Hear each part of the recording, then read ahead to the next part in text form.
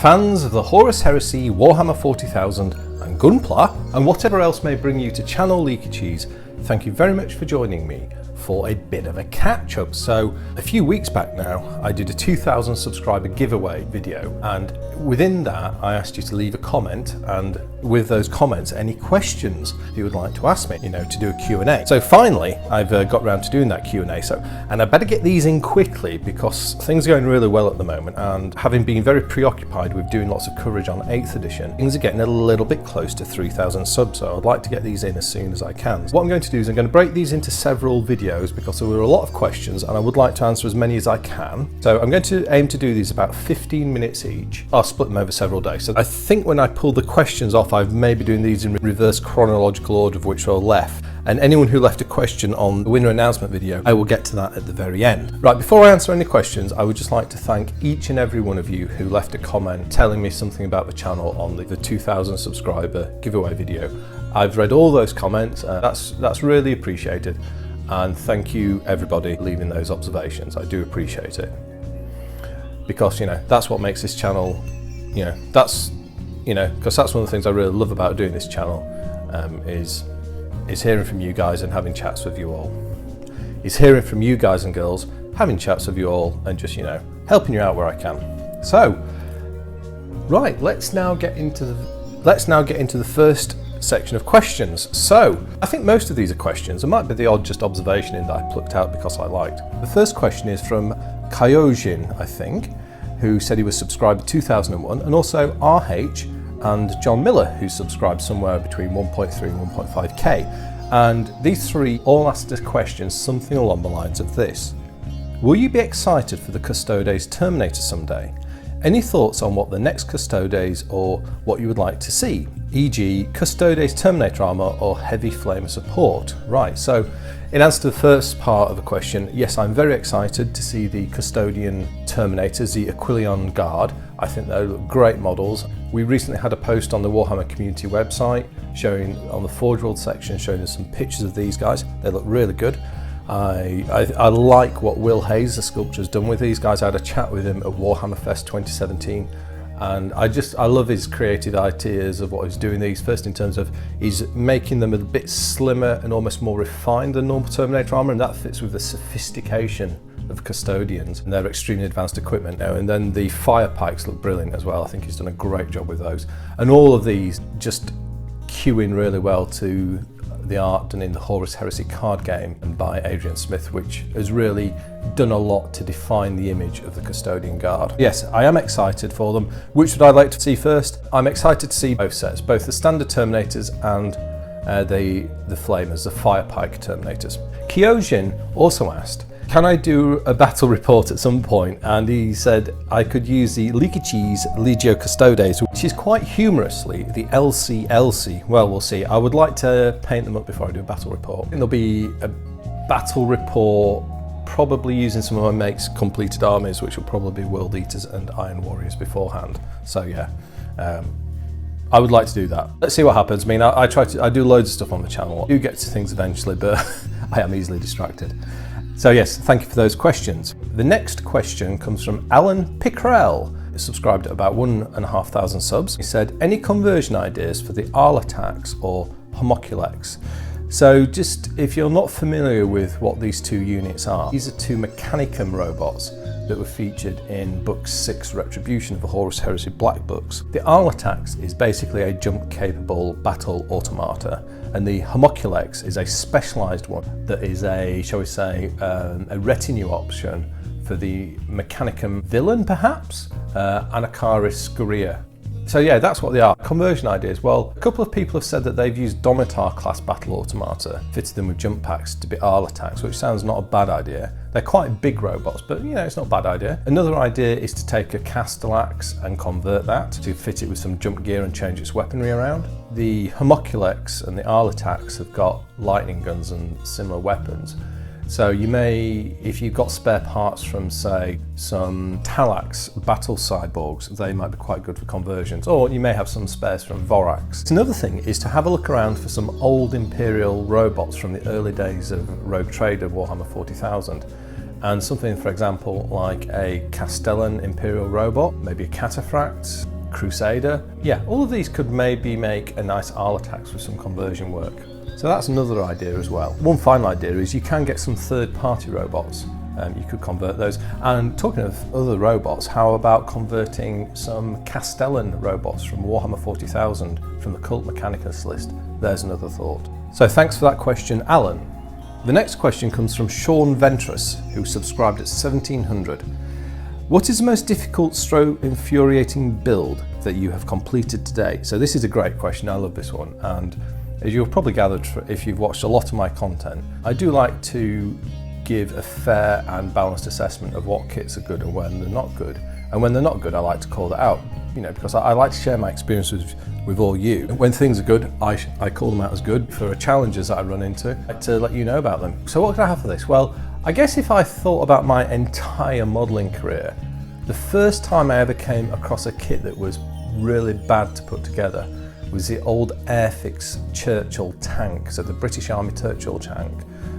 Anyone who's ever tried to line up all those bogey suspension units for the track units and get the two track units together will appreciate the absolute horror that is. But I think really the question here is talking about Horus Heresy. There are two candidates. The first is the Land Raider Armoured Proteus, and the second is a Coronis Grav Carrier. So which was the most difficult and infuriating? Which was the most difficult? Possibly by a whisk of a Land Raider Armoured Proteus. Which was the most infuriating? The Coronis, because Forge World were a bit evasive with owning up to the quality control issues, let me put it that way. They both score very highly on the Annoyo scale. However, in terms of the worst, well, by a nose, it is the Land Raider Armoured Proteus. And that was because at the end of completing it, despite all my best efforts and careful modelling work, I still aren't 100% happy with the track units, and that can't be remedied. The tracks are just too big for the track units. So yeah, that's a winner.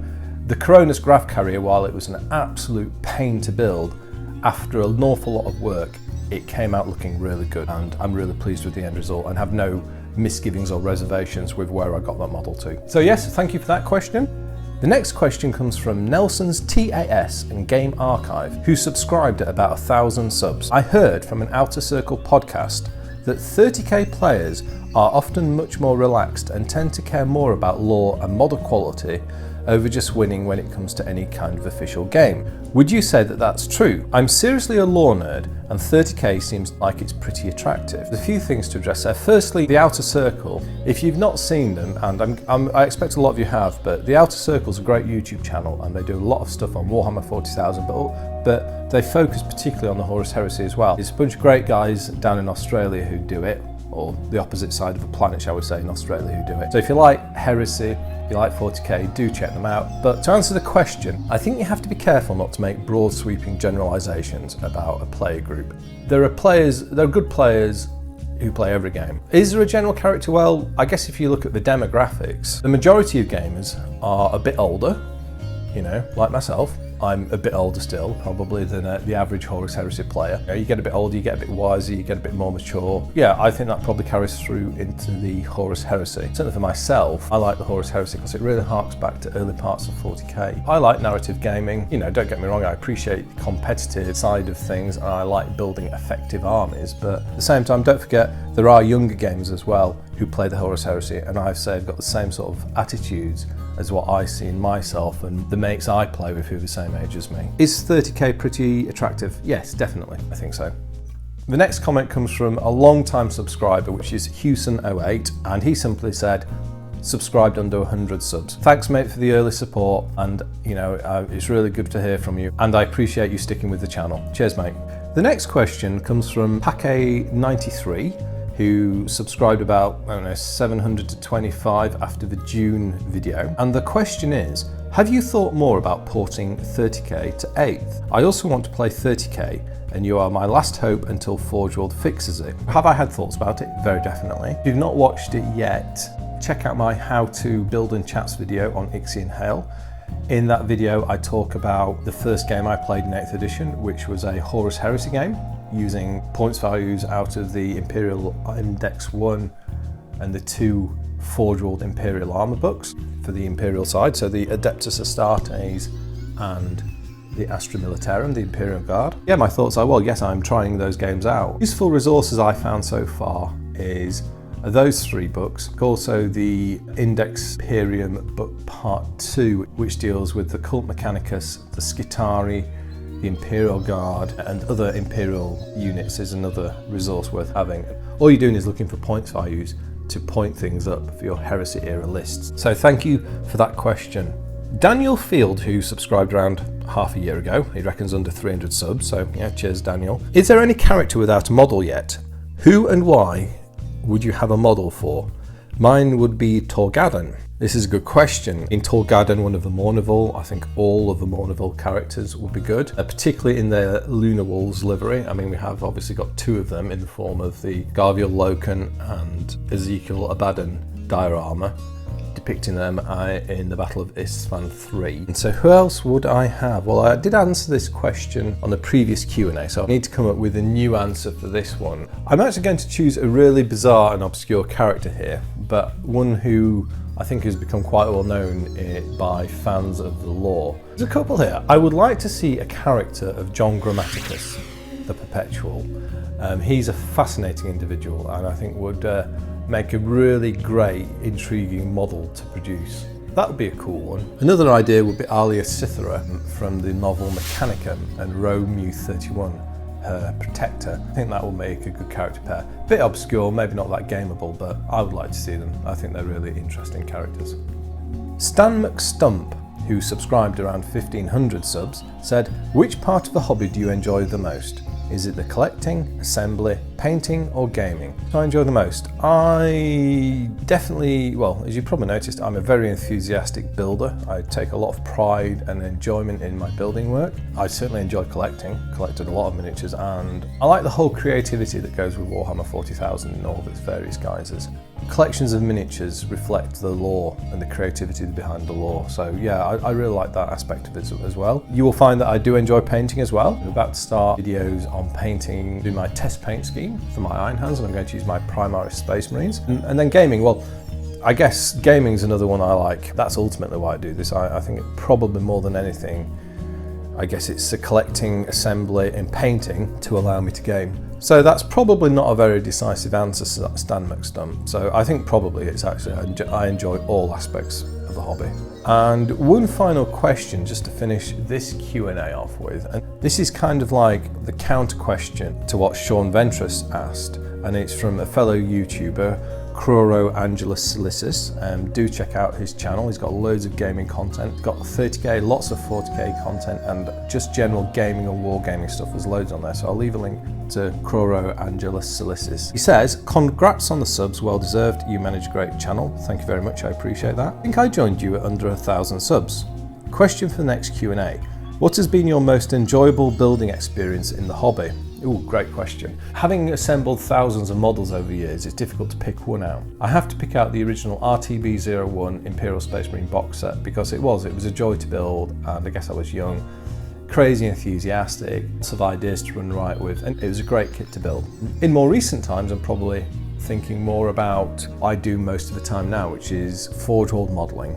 Any Dreadnought, I've enjoyed building every single Dreadnought from Forge World. I think they're brilliant. They're all really good and great fun to build. I really enjoyed assembling the Karaknos assault tank for the Mechanicum. That was such a nice kit to build, and it was very well designed as well.